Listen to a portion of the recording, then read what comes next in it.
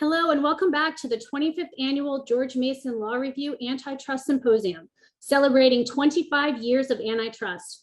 My name is Jennifer Fauver, and I am the Editor-in-Chief of the George Mason Law Review. This event is brought to you in conjunction with the Global Antitrust Institute and is sponsored by Freshfields and CRA. Thank you for joining today's panel, Competition from the Perspective of State Attorneys General. Our moderator is Judge Ginsburg, Senior Judge on the U.S. Court of Appeals for the D.C. Circuit and Professor of Law at George Mason University, Antonin Scalia Law School. Judge Ginsburg? Good afternoon, everyone.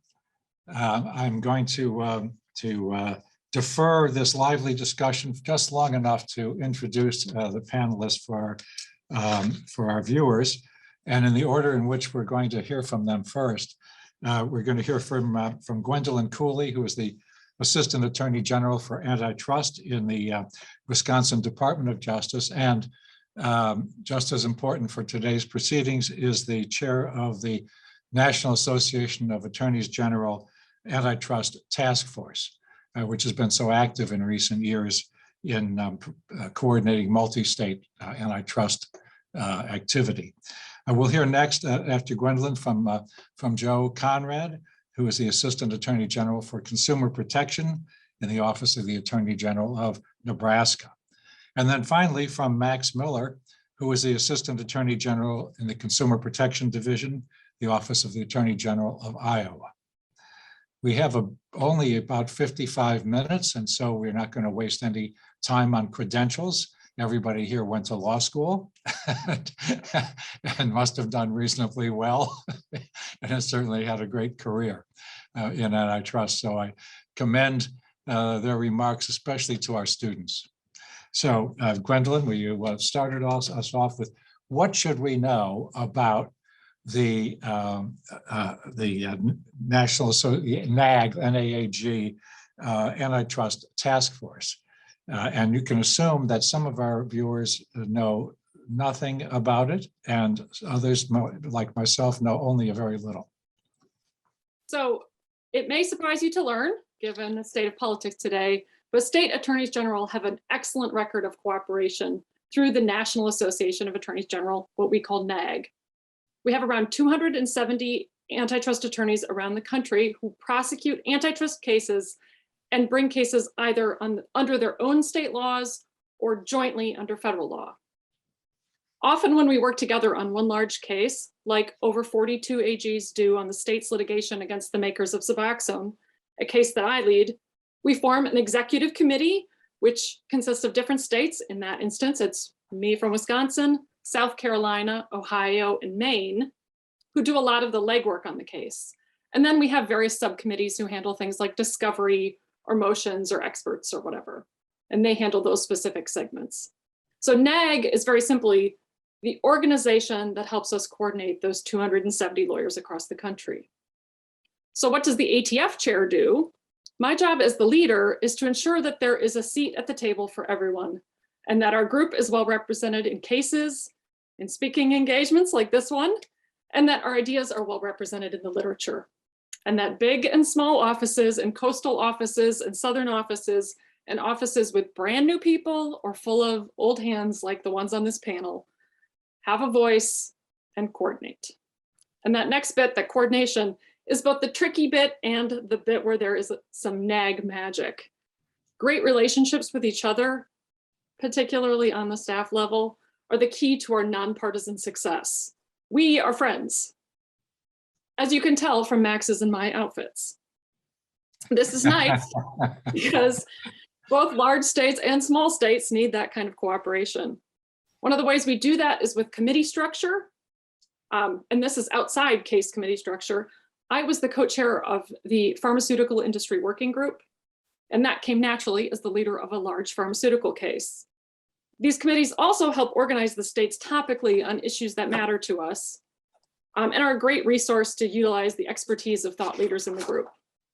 As task force chair, I have prioritized keeping my 270 colleagues across the country up to date on the latest developments in legislation, case law, through the various substantive subcommittees, and making sure we're using our voice through our Amicus Plus committee, which handles comments, letter, and obviously amici on behalf of the states. My role in coordination also involves cultivating our relationship with the federal government. And generally there, our relationships are great and improving. I've had productive conversations with both the US Department of Justice and FTC leadership, and we continue to look at ways to improve the relationship both for our own sake and for the benefit of the regulated community. As chair, I have reinstated the State and Federal Enforcement Committee with, of course, the willingness of the FTC and US Department of Justice, and that helps troubleshoot any issues that come up when different sovereigns work together, but outside the fast pace of litigation where you don't have time to deal with things. Our smooth working relationships benefit business, the defense bar, and the plaintiff's bar because the states are more consistent, efficient, and coordinated, or able to articulate when they're different. Our good relationships also benefit citizens and taxpayers from the efficiencies generated by many hands making for lighter work and the lower financial burden on any one state. And if it's all right with you, Judge, I think maybe I can just talk about a little bit about some of the cases that we've got going on. Absolutely, but just for a moment before you do it, to clarify something, you said that the task force deals not only with litigation, but with comments and amicus briefs. And by comments, you meant what? Well, like, for example, one of the things that we're working on right now, and I don't think that this is giving away any secrets, but the FTC and US Department of Justice have asked for comments on the merger guidelines. And so the states are currently looking at whether we will be able to come up with some comments to those guidelines.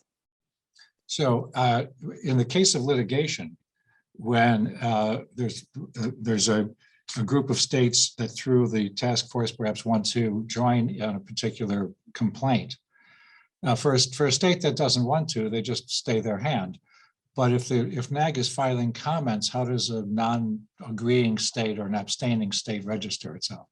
So there are a number of different ways. So in order to get NAG comments, and typically the comments are not from NAG, they are from the attorneys general who sign on to them. Oh, well, then that solves the problem. Yes, I mean, you need a certain number of AGs to sign off before it can be a NAG comment. And it's a lot, it's not just a couple. And then lastly, on that score, do you comment also or testify on legislation, congressional legislation? Well, funny you should mention that. Recently, 52 attorneys general sent a letter to Congress. 52, just to wrap your mind around. Oh, yes, right. Can you help me count there, will you? 50 states, the District of Columbia. Well, and we also have Puerto Rico, Northern Marianas Islands, Guam. So we have a bunch of jurisdictions. So that is not all the jurisdictions, but that is a vast majority of attorneys general. Sure. Yeah. Sent a comment or a letter to Congress announcing our support for the State Antitrust Enforcement Venue Act of 2021, which would allow a state AG, like the federal government, to choose the venue in which they bring their case. So that one, it recently received, so that one has been pushed by the Attorney General of Texas after the Texas case was transferred from Texas. The Texas Google case was transferred from Texas to New York. On the other side of the political spectrum, I think you could say, that bill recently received an endorsement from FTC Chair Lina Khan. So it's a pretty broad support. Right. Well, that was a useful detour, but let's get back to, you were going to say something about particular cases. Yes. So that cooperation that we were talking about before, that's important because states investigate and prosecute a huge variety of antitrust cases.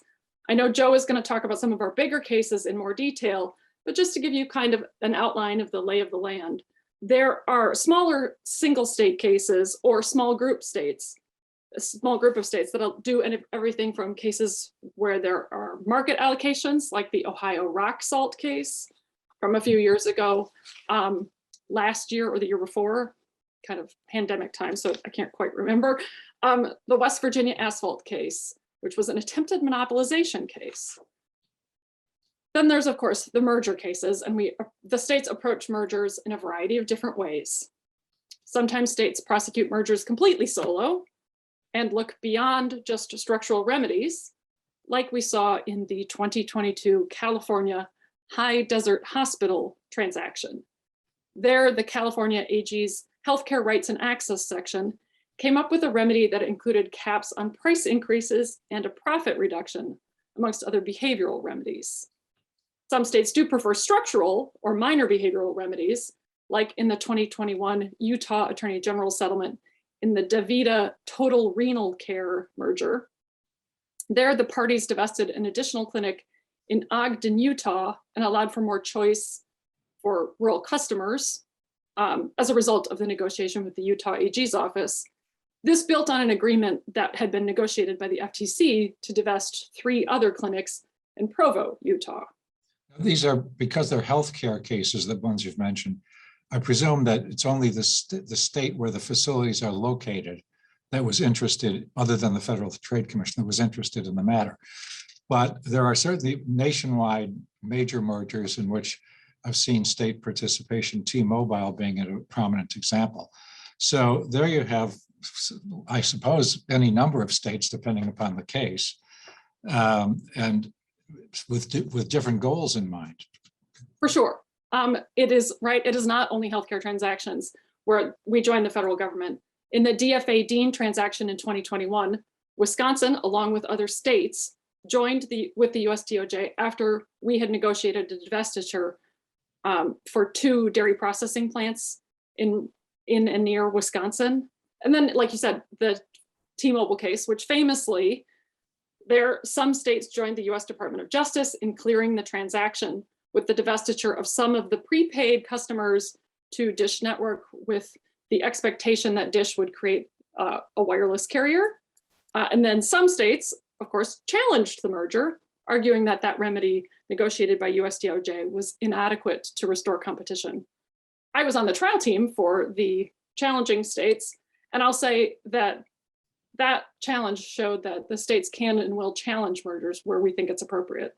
But when you have a group of states in a challenge just like that, I should think that there's variation in what each one seeks and needs or wants for their consumers.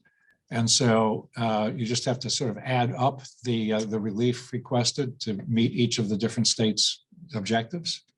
Well, so in the T-Mobile and Sprint case, we did not see a structural remedy that would be adequate. So the result of a structural remedy that is inadequate is to challenge the merger. Right, but then when settlement time comes and the states start peeling off, I mean, that's based on. Yeah, I mean, that's, right? and Judge Ginsburg, I mean, I hope you know that's always going to be a defendant's tactic, right? Like they're going to try to pick off, you know, the different litigants. They're going to try to give sweetheart deals to some, you know, to get them. This happens in class actions. It happens in all kind of litigation.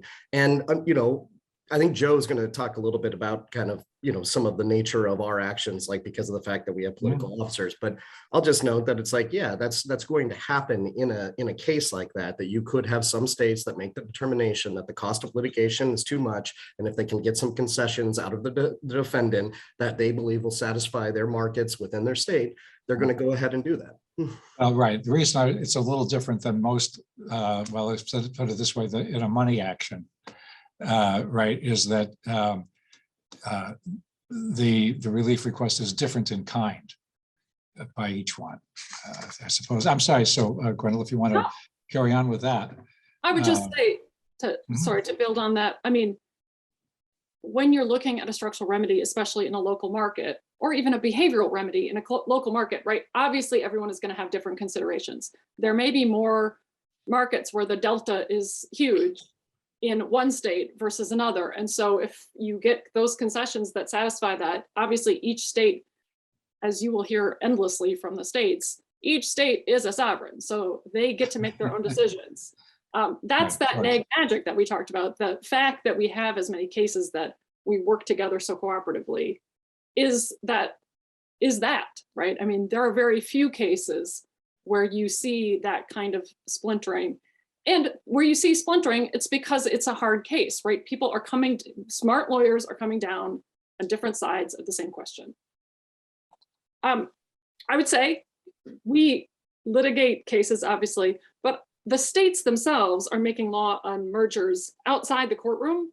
And I should just note, a number of states have recently enacted laws to make HSR notice, which is the notice that you file for your students, the notice that merging companies would file at the beginning of, once they've announced their transaction. A number of states have enacted laws to make that more straightforward on the healthcare related transactions, including Washington State and Nevada. And more state legislatures, including New York, is looking at potentially expanding the Donnelly Act.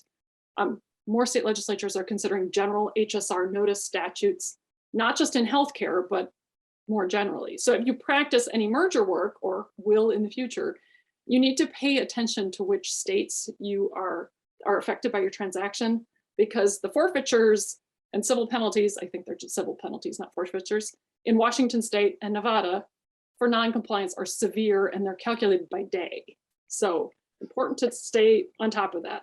Well, at this point, are the reporting thresholds any different for any state than they would be for the HSR?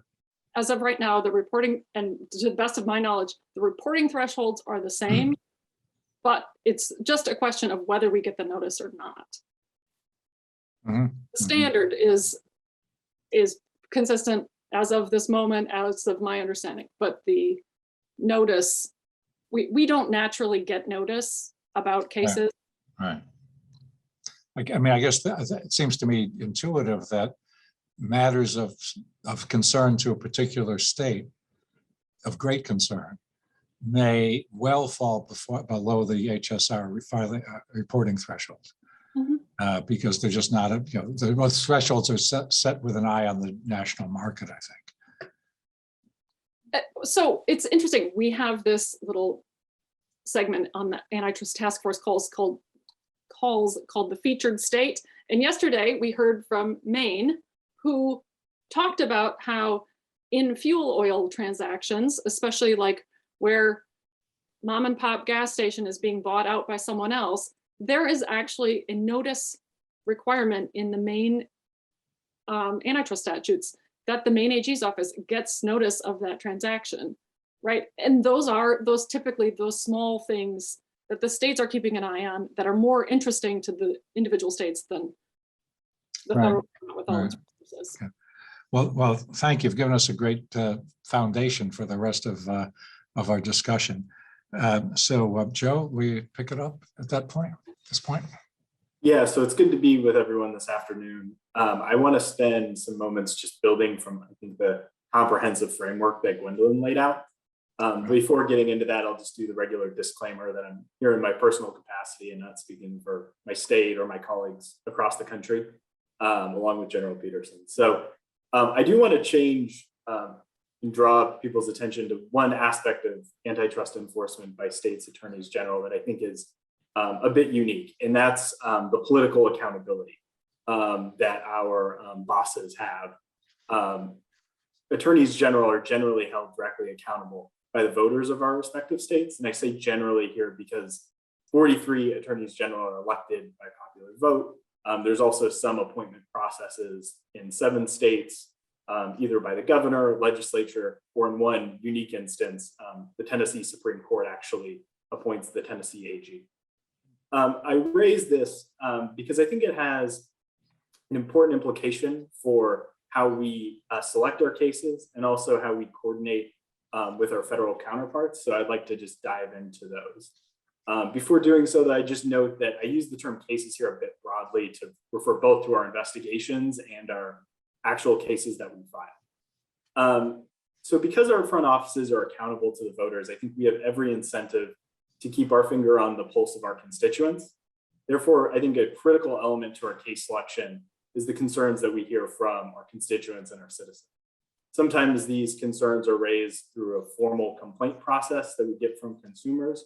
Other times it's just our regular involvement with our consumers and our communities. I think every state assistant attorney general could probably remember a time where their AG has mentioned, they talked to someone about an issue and want to now talk to you about whether you think there's a competition concern. So I think I will rely upon Gwendolyn a little bit here to provide kind of an illustration of how this happens in practice. As folks are probably aware, Wisconsin is the dairy state and has a particular interest in making sure there's robust competition in that market. And Gwendolyn has, I think, heard that call and has done a lot of work learning about this marketplace and vigorously enforcing and making sure that there's proper enforcement here. And the example she gave earlier about Dean Foods and Dairy Farmers of America is a great example. It's an instance in which Wisconsin ran its own investigation and ensured a divestiture of two of the plants most affecting Wisconsin farmers.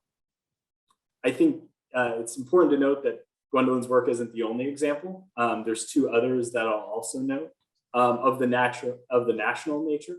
One is drug prices, and the other is some of the tech cases. I point out that although these are national issues, these are issues that we hear from our constituents on all of the time. And I think as a result, you see state AGs taking a very active role in both of these areas. And I will point out in the area of generic drugs, this is actually an area where the state AGs were out in front of our federal counterparts in addressing some of these issues through the generic drugs litigation.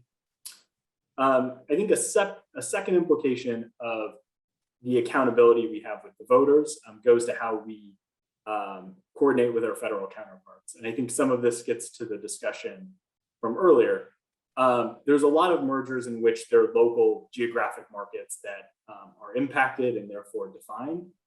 And some examples you can think of are local retail cases, or retail gas is another one, which I think got brought up earlier. Of course, this exercise of defining markets has a critical empirical component to it, which our counterparts at the federal government are excellent at having their teams of economists working on. But I think one of the ways that we are often a complement to that is speaking to the consumers, understanding how consumers view things like how far they're willing to travel to find an alternative, where they would travel to, and what they perceive to be alternatives in the market. And so sometimes I think these issues are difficult to ascertain from your office space in DC. And so we have the advantage of being able to go into the marketplace, interview consumers, and just understand how consumers operate in these markets. And I'll just make a final point that Gwendolyn hit on earlier, which is despite the attorneys general being elected through the political process, I think you find that the cases that we bring are built in a very much bipartisan fashion. And I think there's an important reason to this that Gwendolyn hit on, I'm sure Max will later, which is resources. I think in the AG world, we find that it does not matter whether staff attorneys are coming from a Democratic or Republican office. What's important is that we have the resources to vigorously enforce the competition laws that we have. And as folks know, antitrust litigation is a resource taxing endeavor. So we have every incentive to drive towards consensus and find bipartisan cases and reach agreement with our colleagues across the aisle and across the country. Well, what you're saying, I think, occasioned the following question from someone in the audience, which is to say, how much policy guidance do you receive from state elected officials? You talked about the AG being elected, your boss being elected. So how much policy guidance do you get from the elected AGs for whom you work, or from the executive branch of the state government? So I think that really is a state by state issue. And I think in Nebraska, we're quite fortunate where we have an AG who's very hands-on and it can reach if I need to. Other states have, I think, a little bit more of a hierarchy, which is, I think, only natural depending on the state size. So I think we do in Nebraska, I think we get quite a bit of guidance and have a lot of interaction with our front office. And in other states, I think that varies, where sometimes your guidance is really coming from your bureau chief about what cases to bring. You've been with the office for some years. When there's a change in the party of the governor or of the attorney general, has that altered the priorities of the office? So I think it can, and I've been fortunate not to have to go through a change of AG. Although I think one will be coming up as our AG has decided not to run for re-election, which is out there. But I do think it can shift priorities, and I do think you do see instances in which other executive branch officers have specific concerns, and those are brought to us. And I think our job as the staff attorneys is to try to determine whether or not those issues are worth pursuing and whether there's competition problems that have been identified. And let me just add to that. I've now been through 4 attorneys general in my 17 years, and 2 Republicans and 2 Democrats. And it has not shaken out the way you would necessarily think. Each individual AG has their own relative interest in antitrust, right? I mean, I think Joe's AG is exceptionally interested in antitrust. My current Democratic AG is much more willing to listen to new theories. But the big Suboxone case that I brought and leading on behalf of the states, I brought 6-7 years ago under the Republican AG. So I have not actually seen a tremendous amount of political difference between AGs. It's much more the style of the individuals who are in charge. I don't think we're getting, our job is to, we're like ambassadors for antitrust law. We provide the advice and the elected officials do with it what they want. And I've been had a close eye on the antitrust division for the last 45 years or so. And the one constant, although sometimes people misinterpret, one constant has been the emphasis on cartel and anti-cartel enforcement. What varies in terms of the number of cases brought reflects, I think, the lumpiness of big cases. You can go, as you know, through a long period of investigation where there are no indictments, and then all of a sudden there they all are cascading out of that long investigation. So if you look at annual statistics, it doesn't tell you very much unless you know about the particular cases. So Max, pick it up. Well, yeah, because I think this segues nicely into some of the issues that I wanted to talk about, what we've been talking about here. I love, Joe talking about the political accountability. And by the way, before I get into my spiel, I should say, just as Joe said, I only speak for myself. My colleagues and the Attorney General of Iowa are very happy for that I only speak for myself. I have a lot of bold ideas and things. So, this is Max Miller talking, not speaking on behalf of the ATF task force or anything like that, or my Attorney General. So, I've always been fascinated. When I moved into antitrust, I've been very fascinated about the fact that it is this it's political movement based. You go back to the origins of the statutes, of antitrust statutes.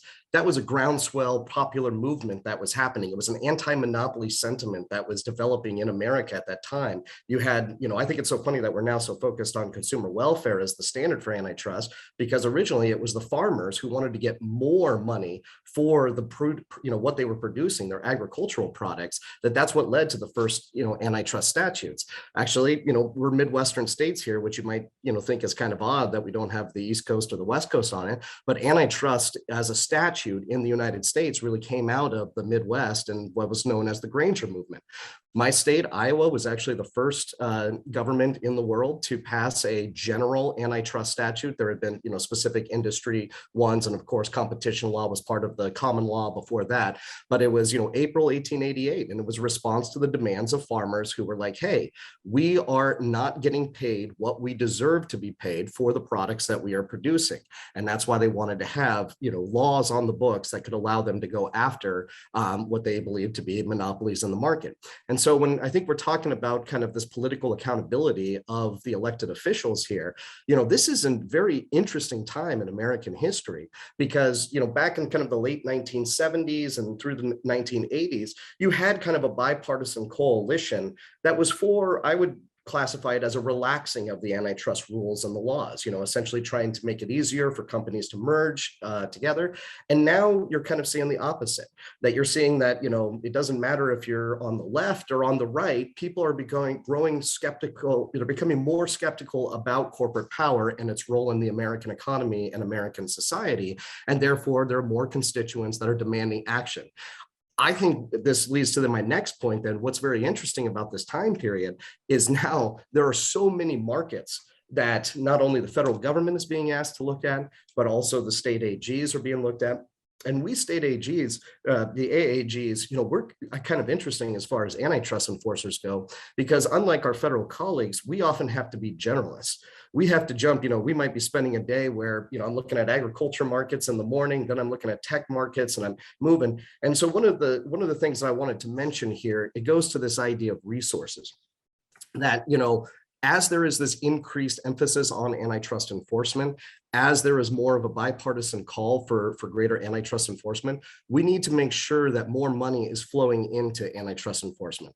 I think Michael Kadish at the Center for Equitable Growth, I think he's done a very good job of kind of laying out how antitrust enforcement, despite the economy of America, growing exponentially, antitrust enforcement funding has remained relatively the same. And you have this issue that essentially we do not have the resources to address all of the competition problems that I would argue are present in the American economy. And in order for us to get serious about actually enforcing our laws more, not only are the federal enforcers going to need more money, but state enforcers are going to need more money. I have a number of proposals that I've put out there in different articles, about how we could potentially accomplish this. Gwendolyn mentioned, I think, a great move that you're seeing in state legislatures, that they're starting to ask for HSR, filings and notices. Gwendolyn, remind me, is there any money involved in those and filing fee?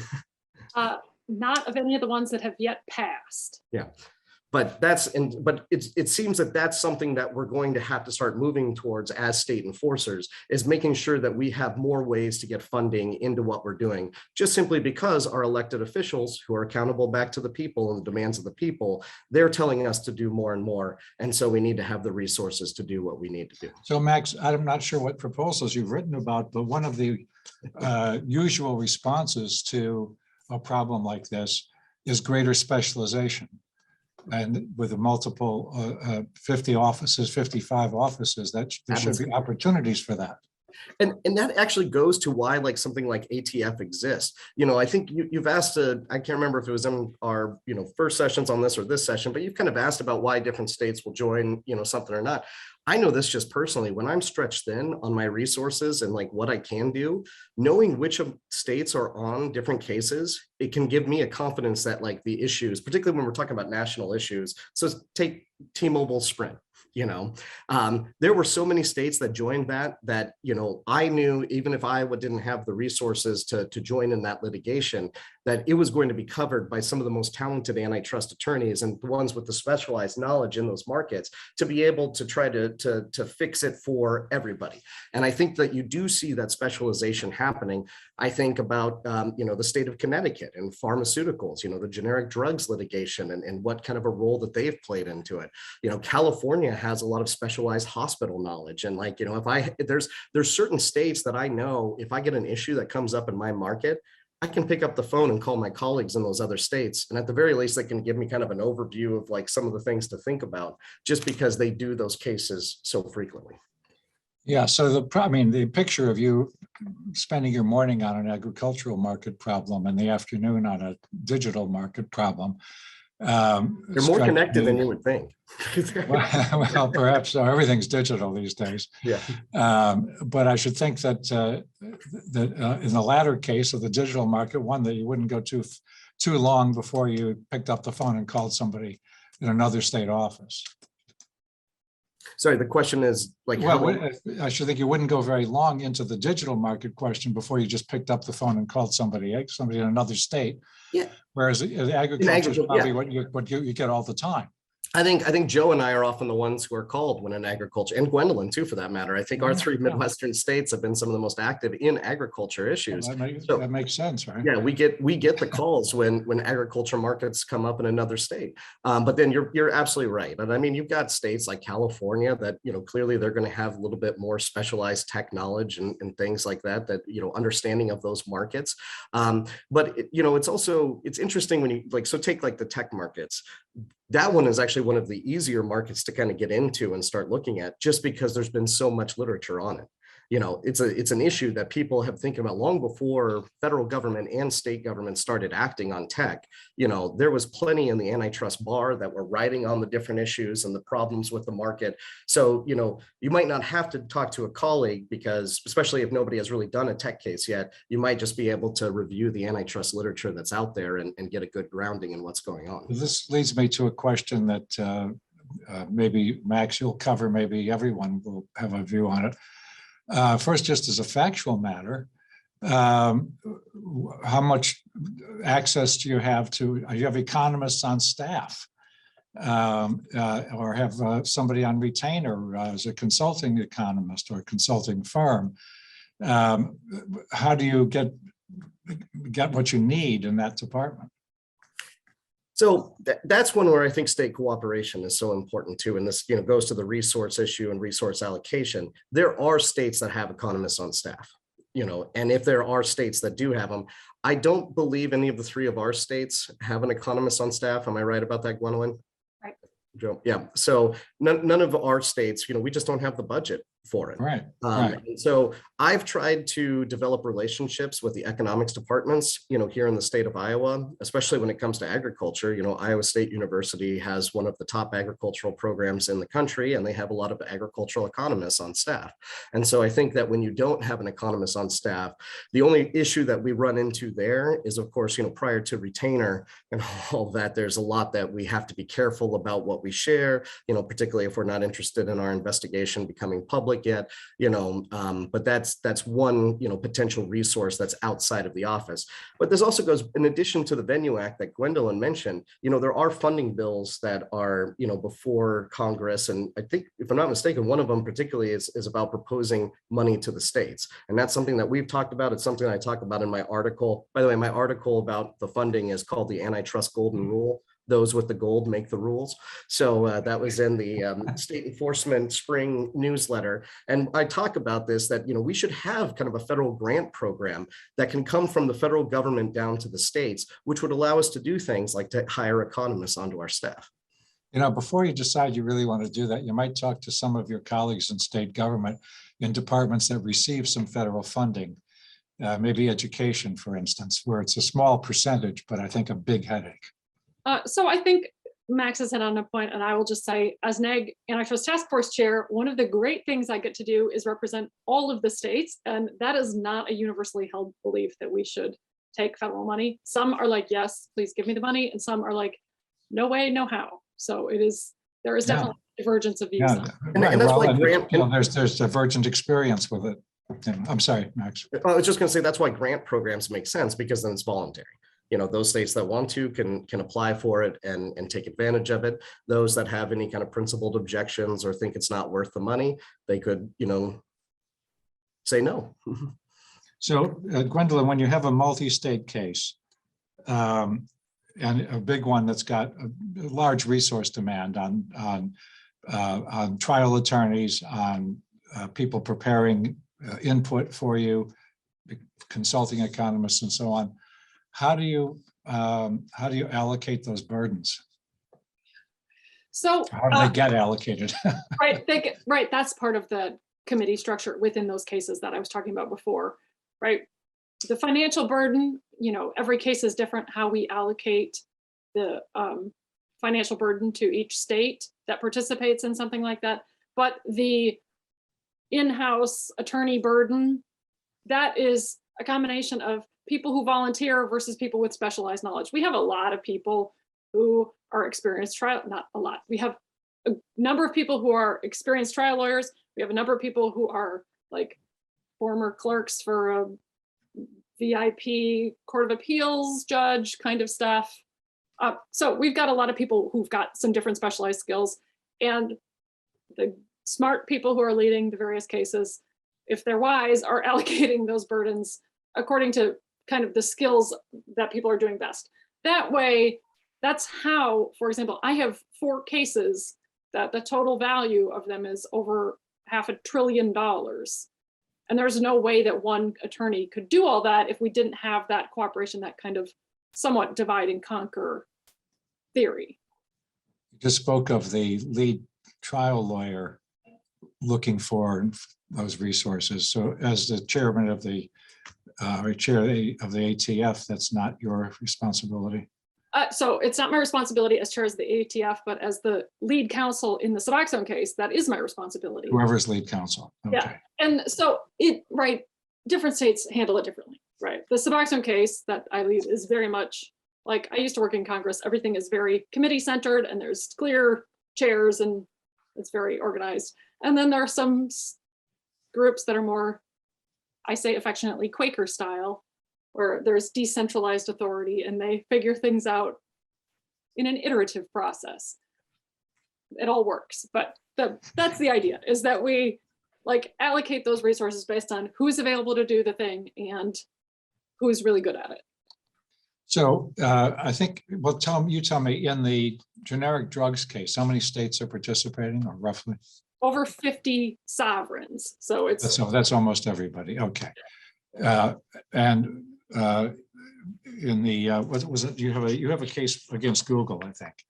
How many? I mean, there is a case against Google. 4 cases, yes. or 4 states? 4 cases. 4 cases. So how many states are in on that? Looks like about 25, maybe. It varies, right? So maybe even 30. Joe, is this stealing your thunder? Do you want to answer this? No, go ahead, Quinn. Okay, so the Google case that people think of, that big Google case where there's the US Department of Justice filed the initial complaint, and then there are states that are on that. I am in that group. I think it's about 13 states. And then there's the state. So that's the online auctioning online display ads case. No, correct? no. So the online display advertising case is the one that was filed in Texas. Yes. That then got moved to New York. Okay, and yours is filed. Yeah, so that's 3 of the cases, right? So we've got the US DOJ with those plaintiffs. We've got the Cone case, which is a very similar case, also before Judge Mehta on Google, similar allegations. We've got the search advertising case, and then we've got the Google in-app payments case, which was led or is led by Utah. Right. Right. Okay. So that's got a lot of states participating in that. Yes.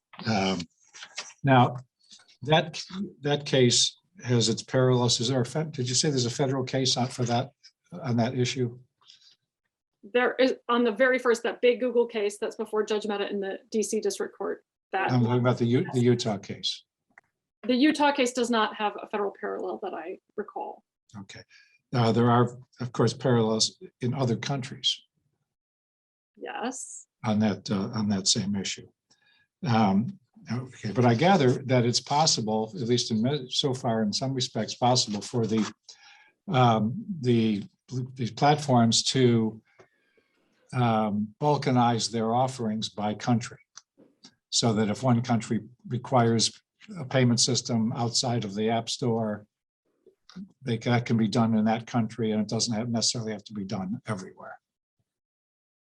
Provides a lot of nice natural experiments, doesn't it, Judge Ginsburg? Well, it will. It will. That's right. If this happens, that's right. It will do exactly that. Yeah, natural experiments are, a gift. They really are. Since we can't do any artificial experiments in this field. What should we be looking for next that you can tell us about? So I think one of the things that we are all going to be involved in, you're going to continue to see this litigation against the tech giants play out, which many states are involved in. You're going to see that we continue, as Joe said, we're going to continue to do stuff in the pharmaceutical space, in the healthcare space. Healthcare is local. The state governments buy a lot of drugs, so we're going to continue to be interested in that. Max has mentioned agriculture. We're always interested in agriculture. That is something that affects every state from New York to California and everywhere in between. And farmers are very organized. You know what I mean? Farmers Yeah. have different organizations, you know, the Corn Growers Association, the Soybean Growers Association, different, you know, organizations that can do a better job, I think, of communicating concerns. You know, it's not to say that other markets that they don't have the same kind of like industry groups or whatever that can communicate concerns, but I do think, you know, you're talking about a very dispersed population, huge to the economy, especially in these Midwestern states. They're going to have an impact on what happens. So I would think that in addition to concerns, they're able to provide a good deal of information and data that's relevant to their concerns. Okay. Joe, what about in your state? What's happening? We're about to happen. Yeah, I think just building off the comments that Gwendolyn made and talking about resources, I mean, I think one of the things that is going to happen and is ongoing is figuring out which problem areas to focus on. And I think going back to your question earlier about, you know, taking cues from executive branch officers, one of the things we see is, I think, a good deal of coordination among not just the staff, but at the AG level, in trying to set the priorities amongst themselves about which states are going to take the lead on certain cases and how many attorneys they're going to dedicate to such cases. So I think one of the big things on the horizon is going to be how the states are going to allocate, and also how the states are going to coordinate with our federal colleagues on some of the issues that they've raised. I mean, there's been a number of issues relating to competition coming out of the White House, and obviously new guideline proposals coming out of the FTC and DOJ. And so I think the other issue is going to be how can we divide and conquer all of these various issues. And I think resource management is kind of the big issue on the horizon. Sure, sure. I have another question coming in from one of our reviewers. It sounds, and we're going to read it to you. It sounds like states are setting themselves up to conduct merger review more independently of the federal enforcers. What does that mean for federal and state collaboration on merger enforcement going forward? Should we expect to see more states going their own way rather than joining federal merger challenges? So, I mean, to answer that question, I think it really depends on who's running federal merger policy, right? Like, I mean, you know, the one big divergence that you saw was on Sprint T-Mobile, you know, and that had to do with, you know, the Department of Justice and the FCC taking one viewpoint, states taking another. But I think, you know, with the new administration, I think you probably are going to see a little bit more of kind of agreement on it. But, you know, at the same time, where there could be divergence is that maybe the federal government is trying to be more aggressive to stop merger enforcement, and maybe the states aren't as, you know, willing to attach their name to something. And so that might be a divergence, but that would be action versus inaction that would be happening. But I think that case, Sprint T-Mobile, was, and it wasn't just Sprint T-Mobile that I think you could say where the states and the federal government have diverged. I'll just note Amex because that's kind of a little bit of a sore subject, but that was one where there was a disagreement between, you know, the feds and the states took it forward, didn't get a good result at the Supreme Court, but certainly, you know, that's an example where you could see a difference of opinion emerge and that the states do their own thing. And I think as we get more resources to state government or to state enforcement, that would certainly be a result that you would see, because quite frankly, when we don't do it, I would say probably resources are the primary reason why. This may be before the time of anyone here, but in the Microsoft case, when the DC Circuit remanded the case to the district court in 2001, the Department of Justice entered into a settlement with Microsoft. But 19 states, as I recall, in the District of Columbia, rejected the settlement and brought the case back to the circuit to no avail, but an example of what you're talking about. And that's an example of change in administration, right? Judge Ginsburg. Yes, that's right. That's right. You know, well, your excellent decision came down, you know, and ran back. Then there was an election in 2000, the Bush, you know, and that I don't know the specifics of it, but I would think that had an impact on the decision to settle. Well, there were two major differences. One was a new administration. The other was the decision remanding the case. It changed everything, changed the game. A new district judge, and an open question as to what the relief would be. So maybe any administration would have entered that or a very similar agreement. Maybe not. We don't know because of the changed circumstances. And I'll just add here, I think, to the question, we hope not, right? I think we hope that there's few divergences between us and the federal government. I think our goal as enforcers is to have obviously our disagreements and to work them through to reach a consensus on whatever the ultimate decision. Would you say that, wouldn't you say that the US Air, American Air case was also one in which there was some divergence of view? So in some of the states, this is when the Department of Justice brought the case, and then I think at the instance of some of the states, or at least with their encouragement, settled it the way they did. So there are definitely instances where there's divergence between the states and the federal government. But I would say that in my experience, the most common reason why there's divergence, those, high profile cases aside, the most common reason is resources. Like if you think about the number one kinds of cases where it's the states going alone, it's like, this is the most interesting thing to a single state or a small group of states.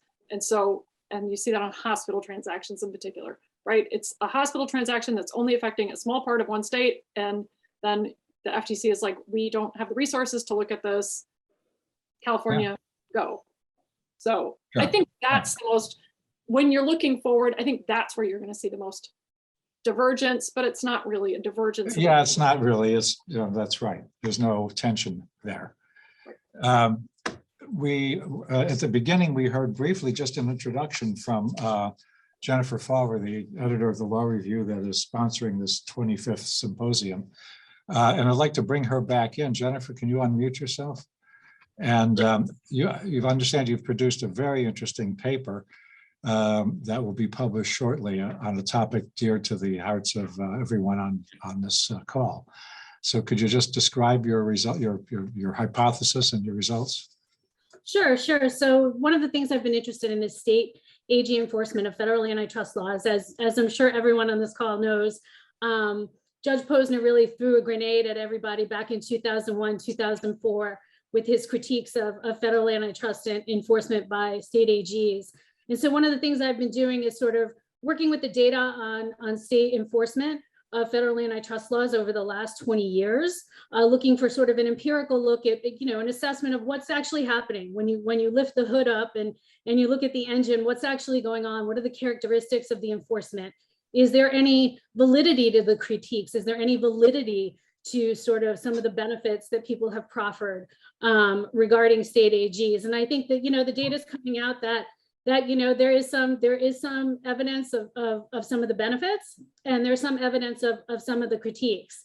And so, the question, of course, becomes, well, where do we go now? Now that what was Posner's critique in a sentence or two? Yeah, I think, Posner had a bunch of critiques. He obviously levied the resources critique. But I think that his critique overall is, hey, look, state AGs have other incentives. They're elected officials. That sort of motivates their enforcement actions. I'm not saying I agree. I'm just summarizing. I could see your reaction. Right. I'm just summarizing Posner's view. And so they do little more for antitrust enforcement. They don't bring anything innovative. They don't bring anything creative. They basically just kind of free ride or what federal enforcers do. And so, I was sort of the person asking in the chat about, states going their own way and states breaking off from federal enforcers going forward, having their own HSR laws. What does that mean? If you have to file with Wisconsin and you also have to file with the FTC and the DOJ, what does that mean? Does it mean that states are going to say, hey, DOJ, you've got your theory, but we've got our theory? And then, of course, there's positives to that, but there are also externalities to that. Well, when can we That's an expect to see the interesting- paper? Can I just say that's an interesting critique by Posner? Because essentially he's saying that democracy is bad. That responding to the political will of the people, that's a bad thing that we shouldn't do in the law. I've never quite understood this political critique of antitrust, because it's fundamentally it's a democratic law. It was And I passed think- by Congress. It was put He in. went further than that, Max. When he couldn't settle the Microsoft case, he decided that the state should have no role at all. Yeah, well, and here's the deal. I guess if you're skeptical about antitrust enforcement, I think you're gonna push for like less enforcement. I mean, one of the things that I think is beautiful about the American federalist system and the fact that we have a federal government enforcement regime and then we also have state enforcement regimes is the fact that it makes it harder for companies to capture. The federal government is a much easier, vehicle to capture, to put people in who will not believe in enforcement and things like that. When you have 50 different state jurisdictions, that makes it a much harder task when you think about actually trying to, shift the enforcement priorities, shift it away from enforcement and more towards letting corporations do whatever they want to do in the economy. And can I just zoom this down to some specific cases? I mean, the states have absolutely been, obviously, the thing that I resent from that, of course, is the innovation. Because states, right, we are the laboratories of democracy. We are doing this innovation sometimes to our cost. But I mean, if you think about the Hartford fire case, right, that's where states took that case all the way to the Supreme Court, established the principle that we could snatch up, bring under the jurisdiction foreign defendants, right? Like that's huge, right? You've got the Nemenda case where there was that great decision. New York came up with this idea, got great case law on product topping that I've then used in the Suboxone case. You've got the Daraprim case that just came down last month.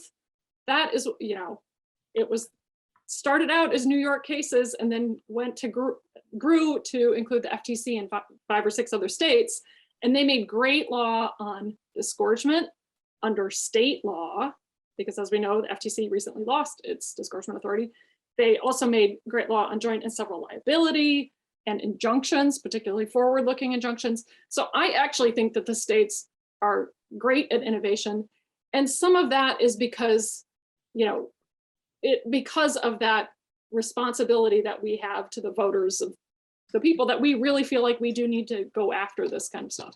So, none of those I don't know that there are any examples of comparable significance that you could find as of the time Posner was writing.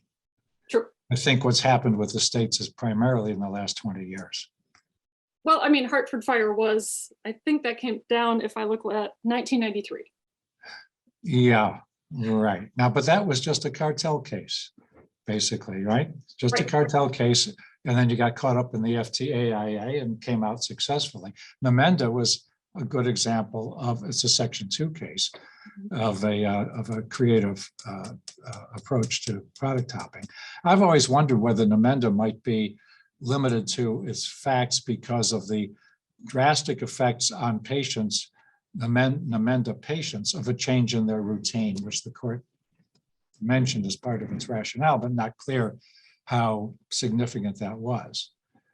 I would obviously argue that that is not the case, and I've Right. managed to so far get the Second Circuit to agree on that in Suboxone. So That's a month ago. I haven't even seen that one yet. Yeah. Michael Carrier's written a lot about this and took me to the cleaners on one of the things that I wrote. But doesn't mean to say I agree with him, but he made some good points. And of course, he's at Rutgers. The industry's in New Jersey for the most part. Mhm. The cases end up in Pennsylvania Eastern or New Jersey and then go to the Third Circuit, which has made a lot of law on this topic. Jennifer, I see that it's 12:59 and Max has the last word. Well, no, I just wanted to say, I think that all this excellent discussion that's been having today for all of the students that are out there, I mean, this is why antitrust, it's so hot right now. There's so much going on in antitrust. There's so many new ideas that are coming into the mix. So if you are even just contemplating what field to get into, I definitely plug for getting into antitrust because it is going to be dynamic and developing over the next 20, 30 years and a great way to spend a career. And I'll just add, most of us are, we're I'm sorry. hiring. We're hiring. Oh, you are? Okay. All right. Let's make sure everybody understands that. The hiring is in Wisconsin. Oh, around the state, around the country. Okay. All right. Good to know. I've been telling my students for a long time, it's a growth field. IP and antitrust are the places that I think are, as well as the most intellectually interesting because of the interplay of the law and the economics. It's been a great panel. Thank you so much for your time and contributions to our thinking.